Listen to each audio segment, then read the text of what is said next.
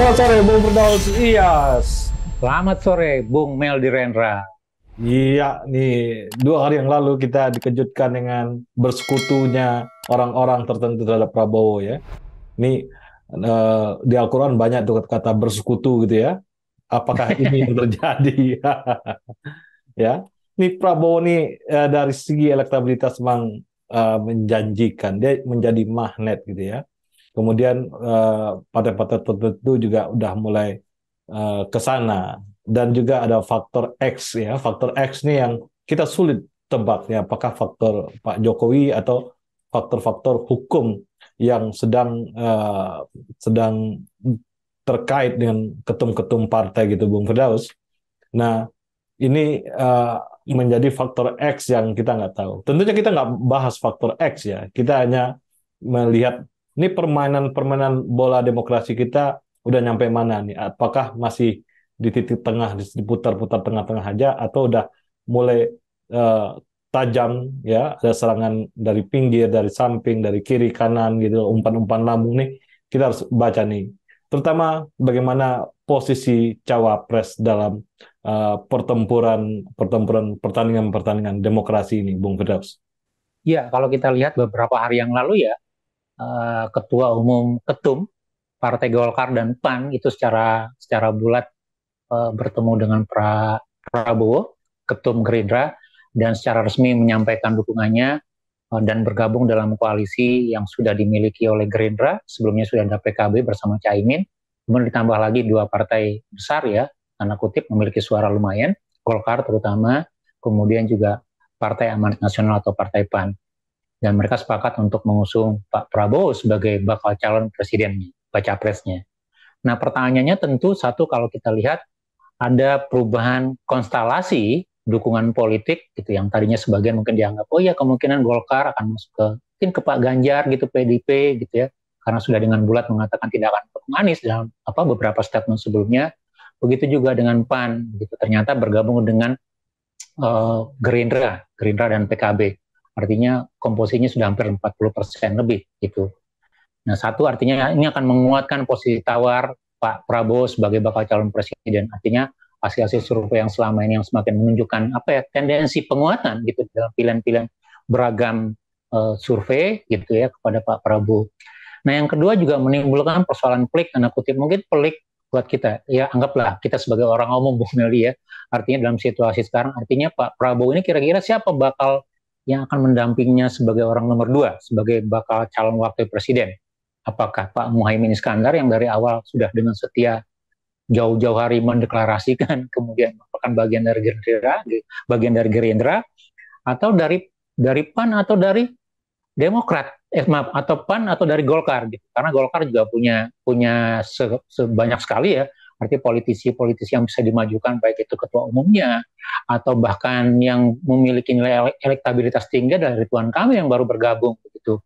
Atau PAN yang dari awal sudah menggadang-gadang Erick Thohir misalnya gitu. Nah, kalau memang seperti itu, paling tidak ada tiga gitu ya, atau mungkin empat yang bisa jadi opsi, termasuk kalau kita katakan tadi faktor X, Bung Meldi ya, gitu. Artinya mungkin juga gitu ya, bocah kecil dari Solo, bocil dari Solo juga bisa masuk dalam bursa pilihan-pilihan opsi dari Pak Prabowo gitu. Nah, saya pikir ini akan menjadi dinamika tersendiri melihat nanti, dan pilihan-pilihan ini akan menentukan apakah suaranya akan menggelembung atau tidak, atau malah menjadi persoalan baru di dalam persiapan atau pengkondisian untuk Capres Pemilu 2024 nanti, Bu Meldi. Ya, jadi ini memang hal yang menjadi sebuah irisan-irisan penting ya, antara hal yang sosiologis, pendanaan gitu ya, ada faktor-faktor X tadi, kemudian juga ada masalah-masalah geopolitik gitu, juga ada masalah di situ ya, karena Prabowo juga ada catatan masalah HAM segala macam. Dan kita melihat dan selalu ya, Prabowo ini harus kita catat, dia pernah juga unggul dalam dalam urusan survei ini unggul, tapi pada titik-titik tertentu dia kalah gitu, Bung Firdaus ya. Nah, ini menjadi catatan buat kita agar pola seperti kalau terjadi konstelasi seperti apa yang mungkin berubah gitu, Bung Firdaus. Ya, pertama sih saya sepakat ya. kita harus tetap mengedepankan kepentingan publik yang lebih luas ya dari segala macam kombinasi ataupun juga opsi-opsi pasangan capres atau cawapres yang akan terbentuk nanti. Artinya kalau kita lihat nih kira-kira apa dampaknya kepada publik, kemudian seperti apa keuntungan bisa didapat dari publik. Ya kalau kita lihat dari sisi sisi komposisi ya, Pak Prabowo kan relatif tidak banyak mewakili ide-ide baru ya. Jadi kalau kita lihat dari 2019 ya Bung Meldi, 2009 ya, Ya. 2009, 2014 maju lagi, sudah 2 kali maju sebagai bakal calon presiden, idenya relatif sama gitu. Nah kalau kita lihat kan artinya dari ide yang relatif sama dan itu saja, maka mau tidak mau kalau kita katakan kita ingin mengoptimalkan nilai seorang Prabowo, maka dia harus punya pendamping atau apa ya, rekan counterpartnya yang memiliki ide yang lain yang lebih segar, lebih inovatif gitu ya, lebih juga mengedepankan kepentingan-kepentingan publik yang lebih luas begitu. Nah, Hmm. apakah dari kombinasi partai pendukungnya itu kira-kira kita bisa dapatkan ide ini dari mana gitu? Apakah dari Golkar, apakah dari PKB atau dari dari PAN misalnya? Dan kemudian ada konstrain-konstrain lain juga kalau saya lihat gitu ya. Konstrain terkait misalnya logistik pemilu gitu ya. Apakah logistik pemilu akan menjadi faktor yang mendasar? Kalau kita bicara faktor mendasar, seberapa kuat dari pasangan pengusung utama Gerindra, PKB gitu ya, termasuk partai yang lain untuk urunan gitu ya, mampu membiayai mobilisasi politik dalam Pilpres 2024.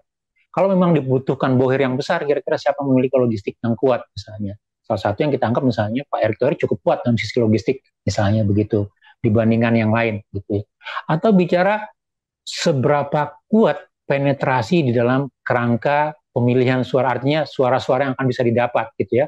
Karena kalau kita lihat kan Pak RK mewakili Jawa Barat notabene, kemudian mungkin Pak Muhaimin atau yang lain yang mungkin mewakili basis Jawa Timur gitu ya. Bagaimana dengan Erick Thohir misalnya? Apakah kombinasi-kombinasi ini bisa mendorong penambahan suara? Karena sekali lagi belum tentu, walaupun dari beberapa survei gitu ya, Pak Prabowo relatif lebih unggul di banyak survei dibandingkan Ganjar, apalagi dari Pak Anies Baswedan misalnya, itu bisa menjamin akan mendapatkan tiket di dalam 2024 gitu. Karena apa ya, permutasinya atau kemungkinan-kemungkinan peluang termasuk dalam bagaimana mendorong isu begitu. Nah, saya pikir sih memang yang paling mungkin adalah bagaimana Pak Prabowo mendapatkan pendamping yang lebih segar, yang lebih punya inovatif gitu ya, bisa menambah kekurangan-kekurangan kalau memang itu dianggap sebagai sebuah kombinasi. Artinya publik ingin mendapatkan sesuatu dari seorang Prabowo dengan wakilnya gitu. Artinya karena kan Pak Prabowo tidak banyak bicara tentang tata kelola gitu ya. Pak Prabowo tidak banyak bicara inovasi-inovasi lain dalam membangun contoh misalnya bagaimana mengejar middle income trap, bagaimana mengejar industrialisasi dan segala macam. Karena Pak Prabowo berbicara misalnya kekayaan alam, kemudian kedaulatan, bicara tentang sejarah penjajahan dan seterusnya begitu. Jadi pilihan-pilihan itu nampaknya nanti akan menjadi warna tersendiri. Atau bisa jadi dari para pendukung ini, Bung Meldi, ternyata tidak diambil dari tiga partai pendukung ini. Bisa diambil dari orang luar, begitu ya. Artinya bukan dari partai politik, tapi dari kekuatan lain atau faktor X yang dianggap sebagai representasi dengan perjanjian-perjanjian tertentu. Bung Meldi. Ya, jadi wajah demokrasi kita, Bung Firdaus ya, adalah wajah demokrasi compang-camping gitu ya. Sebuah koalisi itu dibangun bukan atas platform ideologi, tapi platform gotong royong ya. Jadi platform gotong royong ini bahaya banget sama demokrasi kita saat ini. Platform ideologi dibangun atas program-program ya, kesamaan filosofi perjuangan gitu ya, kesamaan secara sosiologis dukungan atau kesamaan dalam arah pembangunan segala macam dengan basis nilai-nilai tertentu gitu ya. Ini yang sebenarnya kita harapkan dalam wajah cantik, wajah molek demokrasi kita. Nah, demokrasi kita ini terjebak dalam gotong royong eh, orang dalam membangun kekuasaan. Orang ini membantu pakai ini, orang ini membantu pakai ini, orang membantu pakai ini. Tapi warna-warninya, pelanginya itu mengaburkan esensi dari ideologi masing-masing partai. Ini yang saya kira harus dirubah nih Bung Firdaus. Kalau tidak, ini demokrasi akan menjadi sekumpulan orang-orang tertentu ya, sekumpulan elit tertentu yang mendesain demokrasi seperti teatrikal demokrasi yang skenarionya buruk, Bung Firdaus. Memang yang ditakutkan publik adalah politik yang seperti ini, politik yang mudah lompat pagar, kemudian tidak memiliki dasar ideologi yang jelas, itu memunculkan politik transaksional, Bung Meldi. Jadi artinya semua orang memberikan apa dapat apa dari mekanisme transaksi atau dukungan tertentu gitu. Dan kalau sudah melakukan mekanisme transaksional gitu, yang akan dirugikan adalah publik. Publik tidak akan mendapatkan hasil yang optimal gitu ya, karena sebagian sudah di coupling tanda kutip sudah diberikan kepada mesin-mesin pendukung yang ada gitu. Nah, saya melihat ini yang menjadi sebuah catatan kalau kita lihat ya dalam sistem demokrasi kita. Kita belum membangun kultur demokrasi yang matang, kultur demokrasi yang berdasarkan ideologi atau garis perjuangan. Jadi ya di banyak negara kita bisa bedakan antara partai konservatif dengan partai buruh gitu ya, antara partai Republikan dengan partai Demokrat di Amerika. Kita tahu kalau situasi ini maka orang memilih partai Demokrat. Tapi ketika situasinya pendekatan seperti ini, orang akan kembali ke partai Republik. Gitu. Ada garis ideologi yang jelas. Gitu. Nah, sementara di kita kan masih blur, masih sangat mengedepankan kepentingan atau posisi-posisi yang taktis, posisi-posisi yang sifatnya sementara, gitu ya. Dan kalau dilihat lebih lanjut, kira-kira apa yang dijanjikan dari kondisi-kondisi ini kepada publik, begitu. Jadi itu yang menurut saya juga publik harus cermati lebih lanjut gitu. Terlepas apakah nanti dukungannya menguat, makin besar gitu ya. Artinya ada 4 atau 5 partai di sana. Ada PBB juga kalau tidak salah untuk Pak Prabowo begitu ya. Jadi ada beberapa partai di sana. Nah kira-kira apa yang dari kondisi kerjasama atau koalisi ini, apa yang bisa didapat publik lebih lanjut, Bu Meldi? Itu yang menurut saya jadi lebih menarik ya. Jadi kita belum melihat itu karena mereka belum bicara, karena belum ada kepastian tanda kutip siapa pasangannya. Apalagi kalau kita bicara lebih aktual, kira-kira program kerjanya atau rencananya seperti apa. Semua masih gimmick, masih cerita-cerita saja gitu ya. Dan dan ini yang perlu kita waspadai lebih lanjut. Ini yang perlu kita lihat lebih lanjut, Bung Eli. Jadi kita tidak larut dalam permainan politik gitu ya. Kemudian publik merupakan pokok-pokok persoalannya, Bung Eli. Ya, politik kita lebih terfokus ya kepada kekuasaannya, kepada powernya.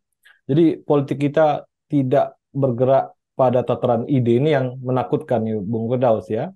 Akhirnya magnet power itu lebih besar daripada magnet ide. Jadi ide-ide yang lebih baik itu akan kalah dengan power ya. Jadi ada pragmatisme, pokoknya saya akan pilih yang menang ya, atau partai-partai berkumpul di tempat yang menang.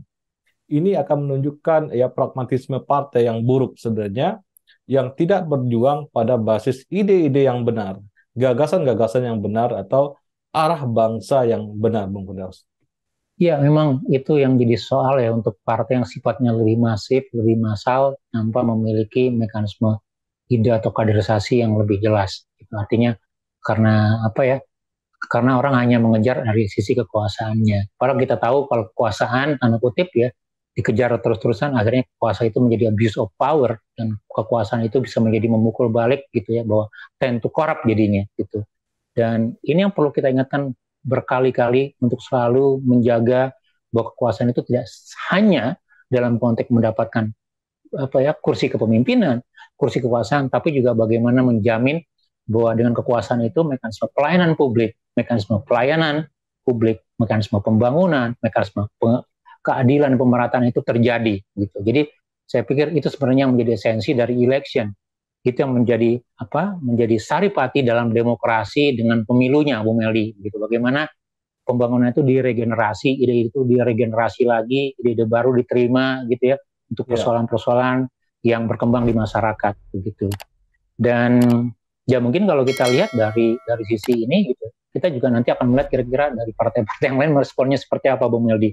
Terutama kalau kita lihat dari Pak Ganjar gitu ya, kemudian Pak Anies dengan koalisinya masing-masing. Apakah memang nanti di ujungnya ketika akan didaftarkan pada KPU memang ada 3 pasang, atau bisa menjadi 2 pasang gitu ya, atau bisa menjadi 4 pasang, itu yang kita belum tahu.